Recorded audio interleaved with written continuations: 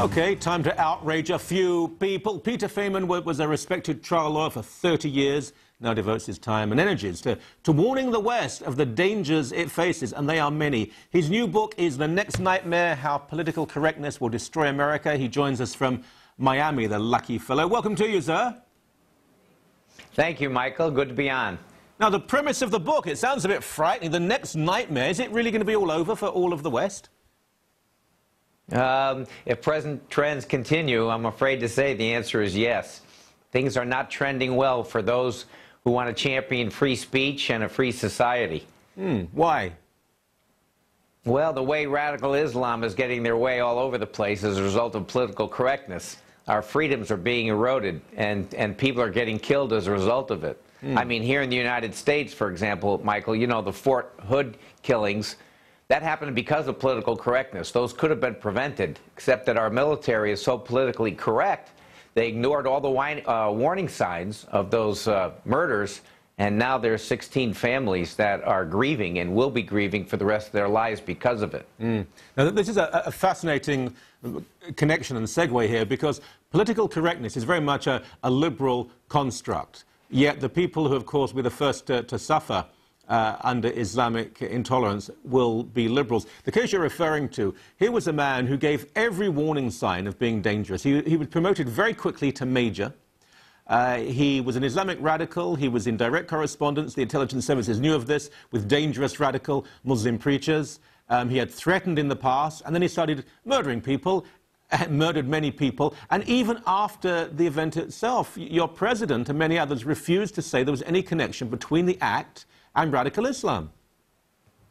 Correct. It's preposterous. And now our Department of Homeland Security labels it as workplace violence. I mean, that's just absurd, the way we're using semantics to cover up what's really going on.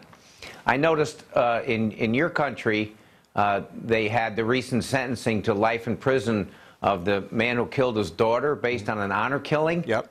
And the way it was covered here, Michael, by NBC, they never mentioned anything about Sharia law or radical Islam. Well, so it's disarming us to the danger that is all around us. But the Shafir case, and it was 3 people involved and 4 victims. But I went on Fox News in your country twice at length to discuss that, and I didn't pull any punches. I spoke the truth of what it was.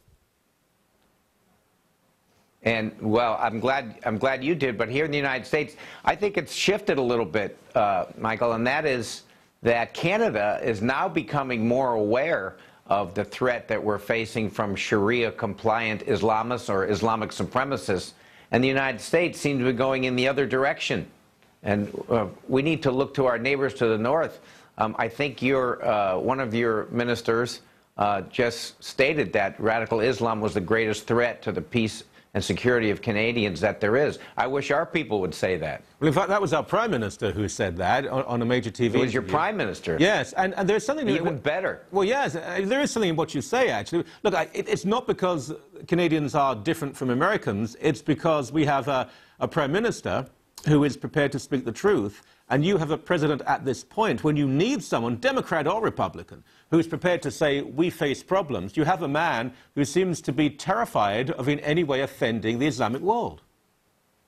Correct. It's a failure of leadership, and you're right, it's not a Republican or Democrat thing, because we started the wrong way right after 9/11 when George Bush was the president, when he called it a war on terror. The problem with that, it describes the method of attack, but it doesn't tell us who we're fighting and why we were attacked. And until we're willing to do that, we're never going to defeat this enemy that wants to seek our destruction. Now, there'll be some people watching in Canada who will say, oh, this is a typical American right-winger and he's overplaying it. But what they should know is, in the time it's taken them to come up with that idea, another Muslim has been killed in the Islamic world by a Muslim fanatic. Yes, this is not right-wing or left-wing. This is about freedom, it's about violence, and it's about free speech. And you don't have to be a Republican, you don't have to be a Democrat, you don't have to be an independent. I just want people to be aware of the fact that we are losing our freedoms and that we are in danger from violence as a result of a supremacist ideology that exists today.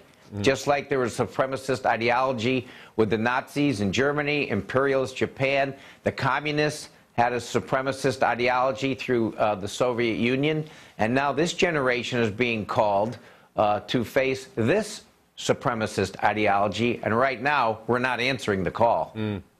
Again, what I mentioned earlier, because I remember a while back somebody wrote in one of the magazines in this country there were actually very few Islamic attacks. It was a very racist thing to say. What he meant was there have been very few Islamic attacks on the West, relatively speaking.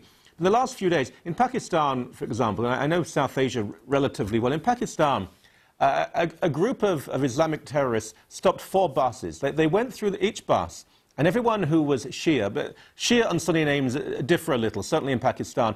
There were 16 people who were Shia Muslim. They took them off the buses and they executed everyone at the roadside. There was a suicide bomber outside a Shia mosque in a region of Pakistan. Now people say, well, the suicide bombers, they have nothing else to fight with. This is a Sunni Muslim terrorist blowing himself up to murder a large number of Shia Muslims who were going there to pray. This is not in any way a rational response. It's violence for the sake of violence.